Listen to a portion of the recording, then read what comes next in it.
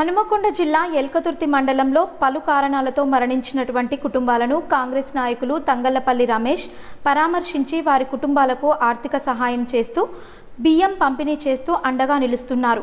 ఇటీవల మండలంలోని జగన్నాథపూర్లో ఆరేపల్లి కుమారస్వామి, ఆరేపల్లి ఐలమ్మ, దామెర గ్రామాల్లో కడారి రమేష్ మృతి చెందిన బాధిత కుటుంబాలను పరామర్శించి ప్రగాఢ సానుభూతి వ్యక్తం చేసి వారి చిత్రపటాలకు పూలమాలతో శ్రద్ధాంజలి ఘటించి వారికి 50 కిలోల బియ్యం ఆర్థిక సహాయం శనివారం అందజేశారు. ఈ సందర్భంగా తంగళ్లపల్లి రమేష్ మాట్లాడుతూ మండలంలోని నిరుపేద కుటుంబాలకు సహాయం చేయడానికి ఎల్లవేళలా అందుబాటులో ఉంటానని, ఎటువంటి కష్టం వచ్చినా నన్ను నేరుగా చరవాణిలో సంప్రదించవచ్చని తెలిపారు.